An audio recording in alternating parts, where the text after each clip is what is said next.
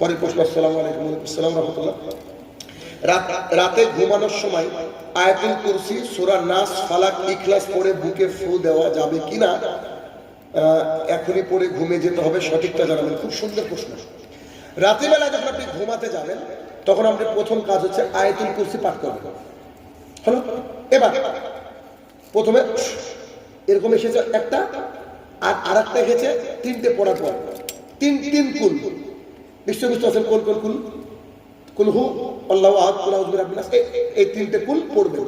পড়ে ফু দিবেন, অথবা আগে ফু দিয়ে দিবেন হাতে দিয়ে, এখান থেকে শুরু করে এইভাবে মাসা করবেন। এইভাবে যত দূর হাত যায়, শুয়ে থেকে হোক বসে হোক, যত দূর হাত যায় মাসা করবেন তিনবার।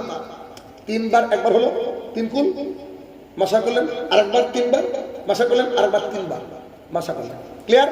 সাথে আরেকটা মাসালা বলি, কোন ব্যক্তি যদি এশার সালাত আদায় করে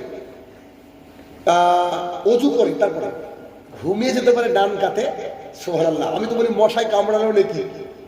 রাসূল সাল্লাল্লাহু আলাইহি ওয়াসাল্লাম বলেছে ওই ব্যক্তি যদি নড়াচড়া করে, যতবার নড়াচড়া করবে ততবার ফেরেশতা মোতায়েন করা থাকে তার নেকি লেখার জন্য, মানে মশায় কামড়ানো নেকি, বুঝতে পেরেছেন? তো যতবার নড়াচড়া করবে ফেরেশতা তত নেকি লিখতে থাকবে। সাথে আরেকটা হাদিস বলি, কোন ব্যক্তি যদি ইশার সালাত আদায় করে ঘুমিয়ে পড়ে, সেই ব্যক্তিকে আল্লাহ সুবহানাহু ওয়া তাআলা জামাতে, কিন্তু আল্লাহ সুবহানাহু ওয়া তাআলা অর্ধেক রাত তাহাজ্জুদের লিখে দেয়। ওই ব্যক্তি যদি ফজরে গিয়ে মসজিদে জামাত ধরে, তাহলে সেই ব্যক্তি সারা রাত তাহাজ্জুদের নেকি পেয়ে যায়। সুবহানাল্লাহ। নফল সালাতের নেকি ভাই, বুঝতে পেরেছেন কি বলতে চাইছি? তার মানে আপনি সারা